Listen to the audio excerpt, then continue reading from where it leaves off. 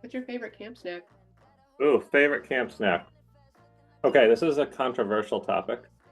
Okay. 'Cause I know it divides people, but big fan of a spicy Cheez-It. Oh, okay. Yeah, All right. very specifically spicy Cheez-Its, which are like, if you know, you know, they're great. They're wonderful. I can get on board with like the extra toasty Cheez-Its. Oh, see, no, I can't do that. No, no, No? no. You need them half baked?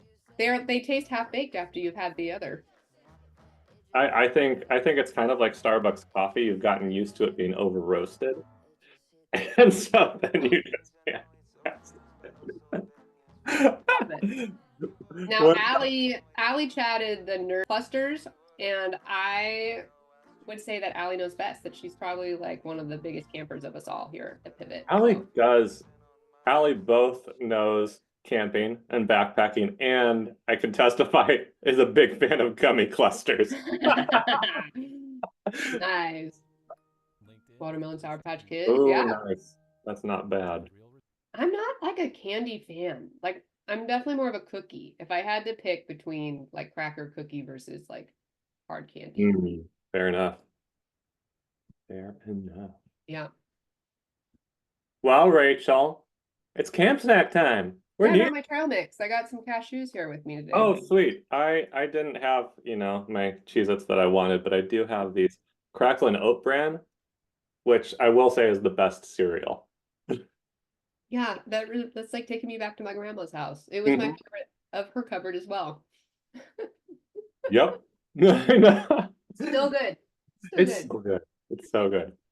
Okay, so well, today for camp snacks, we are eating snacks and talking about what do you do after wrapping up a brand project? So how do we keep growing and evolving a brand? Was a question that came up about a week ago that we haven't really dived into through some of our sessions yet.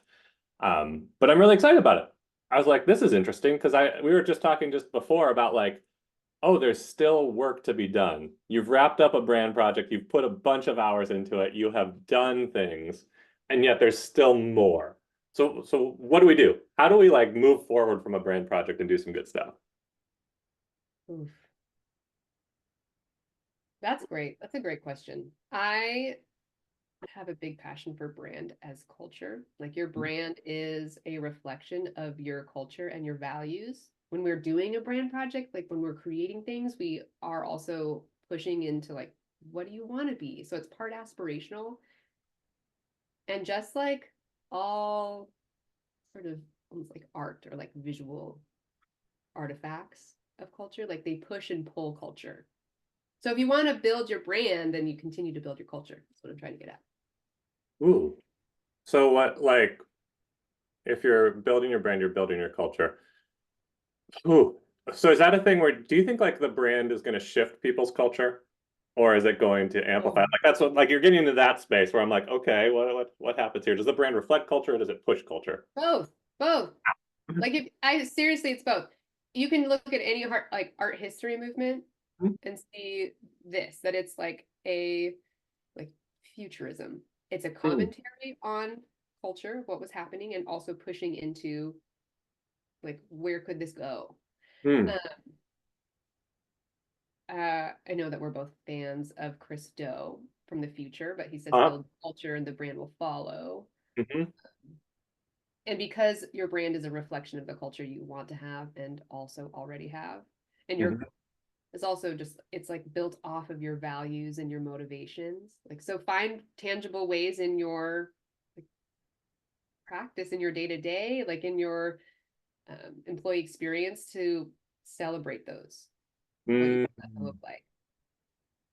Like amplifying the internal culture. Because that's the thing that like immediately comes to mind for me. There's also this piece of it that's like there's an internal side of this conversation and there's an external side of this conversation. Like Mm-hmm. you've gotten write-ups and you've gotten like if you've done a full-on brand architecture, you've got things like a brand promise, a brand position, brand values, all these elements, and of course all the visuals that we're making around it too.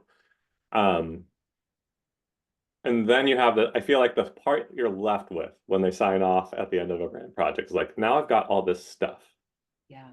but like, yeah, what do I build internally for my team so that everyone feels it and thinks it and understands it. And then, of Mhm. course, also, what do I build externally for everyone else who kind of like in marketing or through other pieces or other touch points that we have with them? How do they feel it externally? That I think is the thing. Like, that's the starting question to me. Like, we've got all this stuff. Now, what are the practices?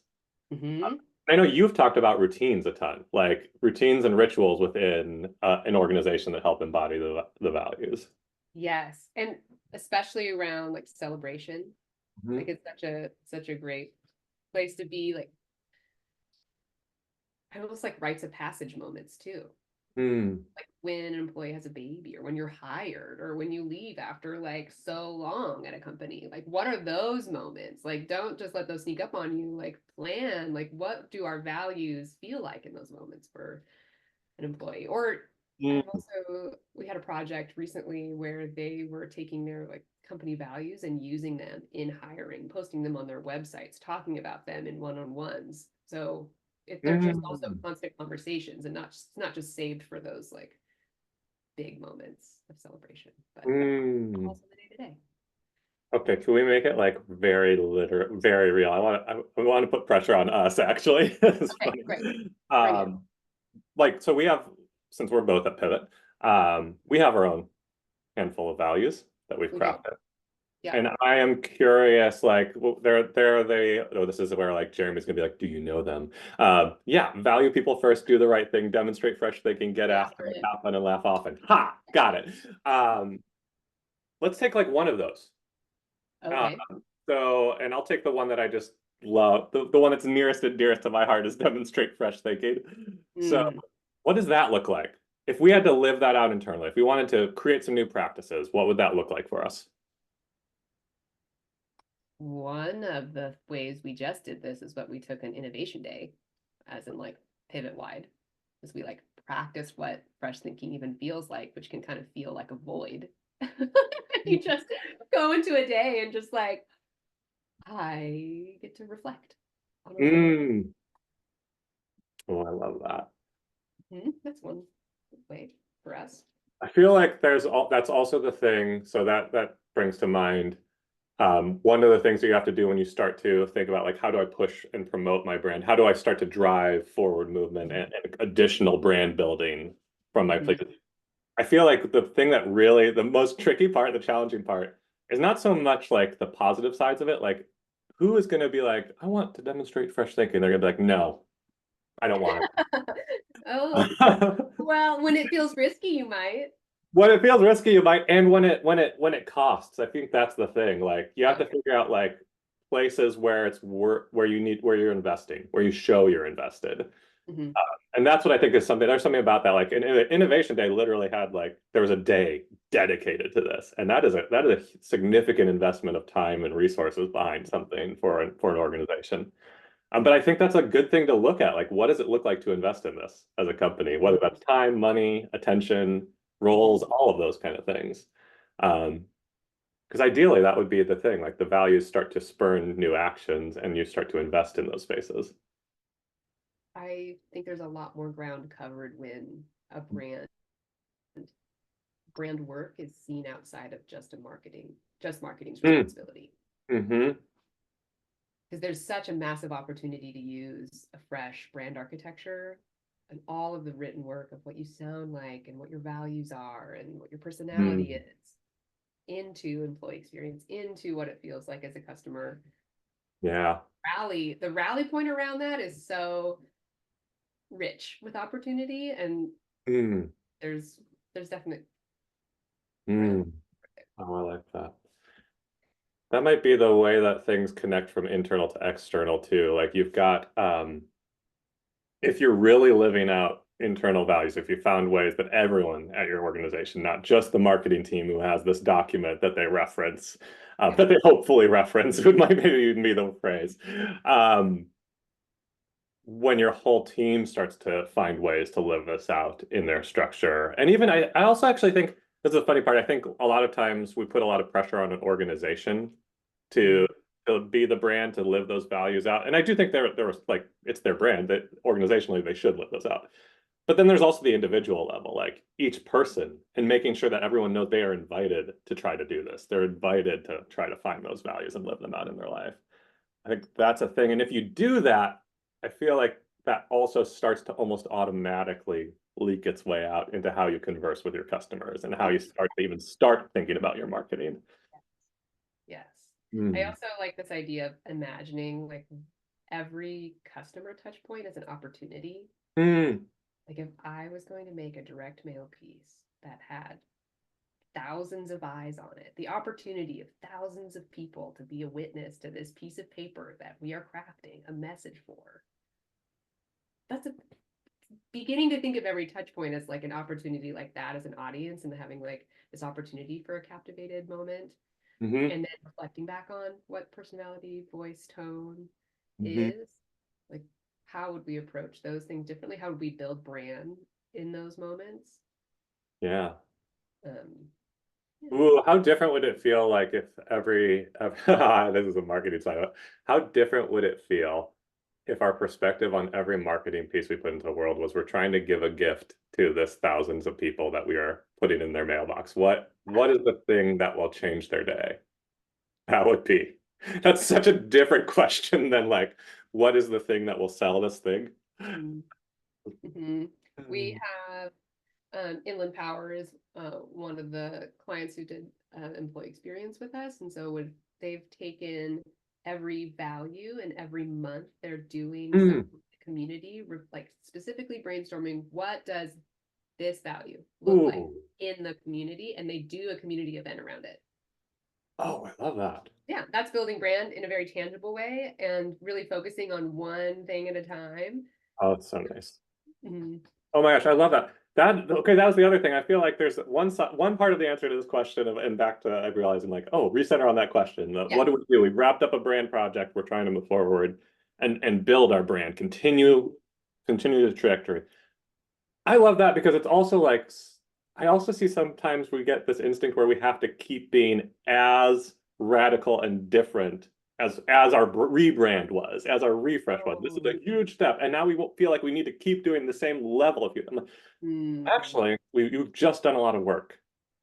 Take Mhm. one piece at a time. Find one interesting moment from that. I love that. Like, here's one value. Let's just focus on that this month and figure out what that looks like. Or let's just focus on that for our first campaign.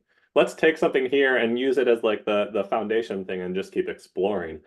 Mhm. That's I feel like my basic understanding of brand work and brand projects is that they are setting like they're setting a stake in the ground and they're supposed to be something you explore outward from. Mhm. And so the more you can do that, like, okay, the stake in the ground here, this month is just fresh thinking. How far can we go exploring just that idea, knowing that we have the stake in our value right here that we can always come back to? Mhm. When you have a brand that has really strong values and strong personalities and like the visuals don't have to be the only anchor. And so they also the visuals also can be a stake to then explore off of too. So then you're not just left with this rinse and repeat idea. Yeah, yeah. Um, Ooh. Oh my gosh. Okay, so that just that waltzed its way into the thing I've been really obsessed with the last little while, and I realize I've already talked your ear off about it a couple of days ago. okay. Um, so one of the things that I think can be really helpful in this situation where you have a lot of material that you're already working with, and you're trying to figure out how to integrate it while growing it.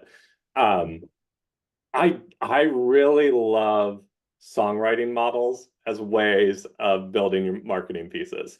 Like, songs are so good. Like, I also have a strong affinity for kind of Bob Dylan's idea of what a song is doing. Like, it points a finger at something and it excites people about something. It tells a story. It doesn't do the thing itself. It can't, it doesn't start the revolution. It just points at something that we should pay attention to. It's really, I think there's just a lot there. And so I've been looking at a lot of like ways that people think about structuring songs. And I think that one of the things I came across was there's this teacher at Berklee School of Music has the thing called like the box model of songs, where you have like he treats a song as basically a series of boxes, and each verse is a new box that's slightly larger. So you've got one idea that's coming through in every single verse of the song, and it's summer. Usually, it culminates in the chorus. The chorus is the thing that really says, like, okay, this is the idea. This is what we all chant. Um, but that first time you have like, well, the biggest thing is like you take your core idea and you find one way that shows up in life at first. And you just you hone in on that. Like there's something that grabs your attention. There's a story moment here that concludes with an idea. And then the next time you come back to it, you've added something new. It's a shift in perspective. It's a change in how it looks. I'm realizing like there's some, well, we could take, okay, I want to give this like legs because I feel like it's very in your head in a weird way. And I actually, We're getting into, yes, we're getting into your head, but let's give it legs. I, so I'm realizing this is not my plan, but I do have a slide actually. Bring it. I'm not pre-prepared to share this. But this is like the idea. Okay. I actually think the thing like there's three layers of something that happens. There's an ad that catches your attention and it culminates in an idea. That idea could be of value. That could be like the idea is demonstrate fresh thinking. Where the idea is do the right thing. It's gonna be something, there's some repeating phrase that will keep taking on new meaning. You follow up, you give a new scenario that like usually you embody the customer's perspective and do it. So here's what it looks like when you actually do that in an ad. And I'm not going to necessarily play this whole ad, but this is one that we've talked about a lot because it was really resonant, and particularly with the target audience that they were focusing on. Procter and Gamble's set of ads that were on Thank You Mom. The basic idea that came through all of this is Mom's got you. That's one summary statement that we could say that every moment of this thing hits that note, but it hits it in different ways. And I think that's what's really interesting. Like, what does that phrase mean in certain situations? The starting meaning is life is scary. Like it literally opens up with a twister. Yeah. But what happens? Mom's got you. And it's the same feeling you've got in this moment because they're also connecting to the Olympics in this particular scene. So they want to make that connection. But then there's these other scenes where it's not so epic. It's not like full on Olympic. It's just like you had a real tough day or someone did something that was terrible to you in your daily life, but mom's there with you. Now you can face the challenge. Just a slight different nuance. One is the world is scary. Mom's got you. One is you can face a challenge. Mom's got you. And that's where I think it lands really hard. That last one's the one you always want to nail. But like where P&G lands on this is we've got mom's back. Mom's you. Right. Totally. And that's something like that I think is really powerful. So if I wanted to get really nerdy about this, like how this shows up in songs, this is like also what's in Bob Dylan songs or other classic songs where there's a constant refrain that you get back to. But by the end, it means something so much more because you've gone through all those layers and found different ways we could explore it, different things it might say about you. So I feel like you could do that. You take your brand value and you start to ask yourself, what are the bunch of different ways that this could mean? What could this look like? And also what stories resonate with that space so that I can tell it? Like, what does fresh thinking really look like when it's a literal moment in your life? At a big scale or a small scale. It doesn't even have to be epic. It can just be a real quiet fresh thing. I love thinking about my area of responsibility of like self, team, pivot as a whole, client, family, world, like my layers of impact. Like you could take every value that we have and ask yourself on every single layer of what moment, I have a nice summary for your slides that you just shared because I like this idea of we just launched brand architecture. Like now what? We could say you could summarize this in like this idea of reflect, rally, and then practice. Like, okay, just done this hard work. You can reflect on what that idea is, what that value is. Then you can rally. You can like get an energy around that. You're putting that different, like another layer of meaning around that. You're surrounding it, and then you're practicing it. You're putting it in the world. Ooh, I do like that. There you go. Idea, rally, practice. Oh, yep. Now you've already got me thinking about. That's my takeaway for us today. I love that. It's like now we need to conclude. No, I think that's brilliant. Then if I take the like same thing, I put my pressure on for like demonstrate fresh thinking.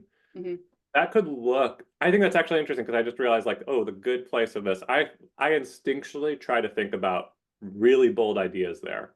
That's my Mhm. first thing I go to. It's the obvious answer.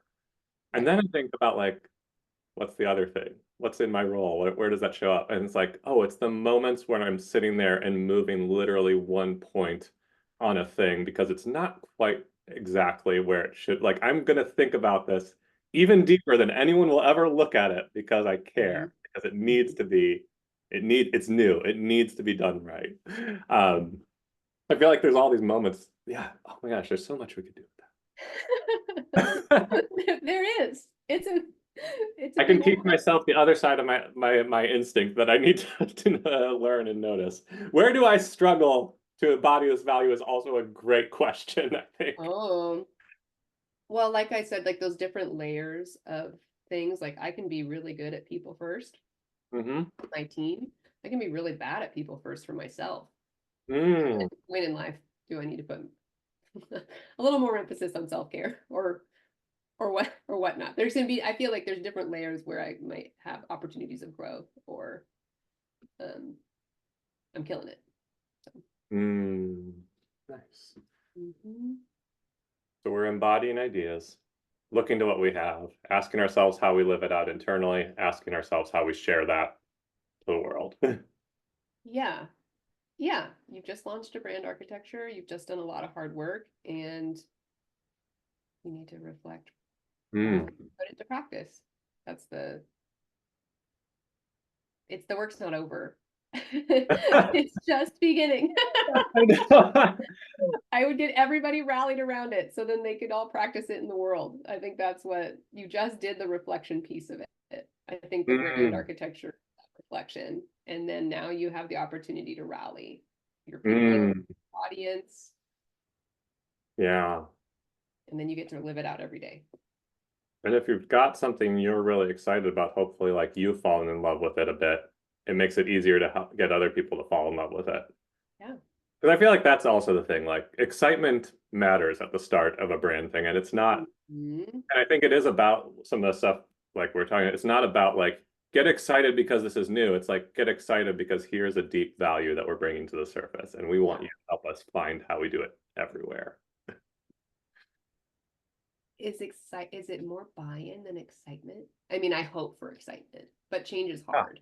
Like I don't I don't think know. you can. I don't think you can ask someone to be excited. I think you can provide an No. opportunity for them to potentially be excited. I think this kind of goes into a little bit of like, well, it doesn't matter if I like it, if it matters if it works. Well, you're using my And words sometimes change against. is hard. And maybe I've been at a company for 30 years and they're coming at me with these new values and I'm pretty skeptical Oh yeah, and yeah, so you're the request is to buy in and believe it's going to be different. yeah. And so rally, I think I want to be careful about Mm, like expecting excitement because even when we present things that are new, they can feel very foreign. And the first day you start living it out, it feels like, oh man, I can't even remember what our old stuff looked like. It feels so right. But that like stepping into new can be disorienting yeah. Oh yeah. for anybody. That's true. Well, especially if you think like I imagine there's a lot of organizations that deal with this, especially if you've gone through a brand project and it's been a fairly like a smaller team that's only a portion of your group. Um, you might have this situation where you bring this brand out and they're like, why brand? We were doing just fine. And so yeah, they would be hard. They'd be hard to get over that hump to like excited.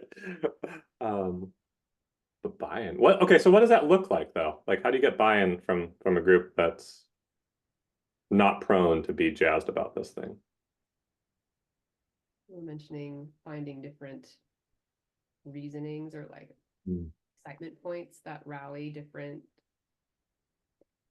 sort of areas, right? Like, you were Yeah. talking about that this week. Mm. You talk to me about culture, but you talk to Jeremy about finances. That's what the direct quote was.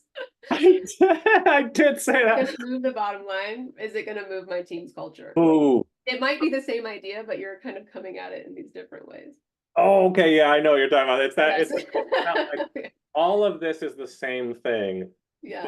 say the same words in each situation because everyone's role is different and their interests are different and their goals are different. What are they trying to achieve in their role? Yeah. Let's share with them the piece of this that matters for that helps them move the space where they want to go. Which, like, I feel like that people get weird about that. They think they have to say the exact same thing in every situation. And I'm like, no, like you talk to everybody in different ways based on the role and context that you're in. So yeah, when somebody's responsibility towards an organization is being a steward of the money, that is a core piece of what they do. That's probably something to connect with them on. Show them how this brand connects with that, how this helps them in their space, helps them achieve their goal. Because they may be, especially around like a brand project, they may only see it as a X number of dollars investment that their company just made. Yeah, sure. You know? But then they talk to someone else, maybe someone who's like a customer service person who's connected with the customers, who's talking to them with their challenges. They're going to have a different core goal for what they do at the organization and what they're trying to achieve. You got to figure out how this brand hits each of those points. What does it mean in that situation? Because yeah, you don't want to talk. There's no reason there's maybe there are some messages that are cohesive and the same throughout. There are things that are fundamental, but then there are also nuances what this means in that specific situation. I'm going to talk to Rachel about team building when I want to talk about collaboration. I'm going to talk to somebody who's responsible for like resource management about efficiency and saving hours because that's the thing that matters the most. I'm going to talk to someone who's responsible for the finances about how does this help them and like how will this help us financially as well when that's a core piece of who they are. None of that is being manipulative. It's honestly just knowing what the person needs to know, helping them focus on the thing that helps them.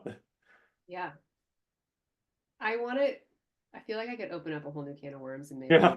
like of connecting to audience. We talked a little bit about connecting internally and rallying teams, but like what does that look like as you connect to community and connect to audience? Like you just launched this new brand, you're probably launching a new set of expectations.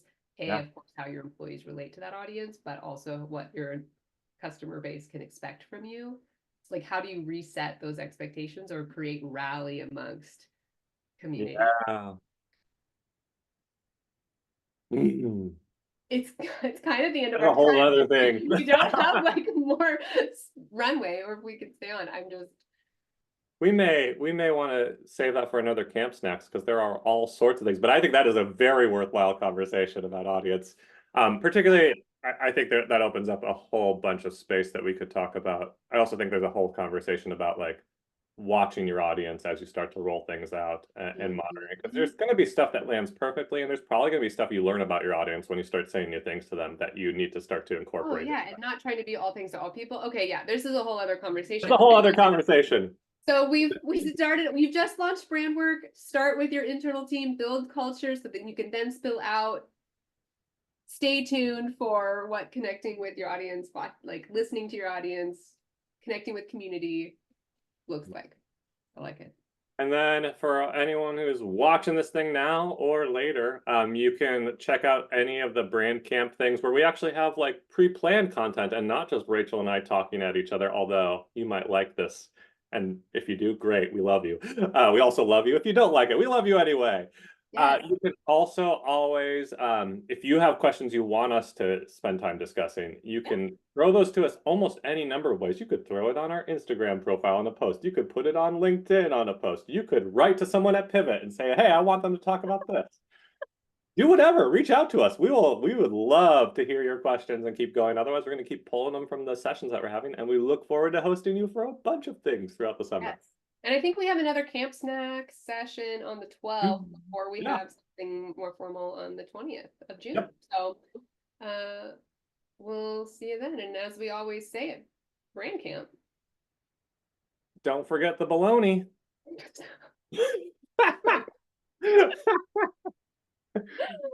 Have a good day, you all. Thanks for being here.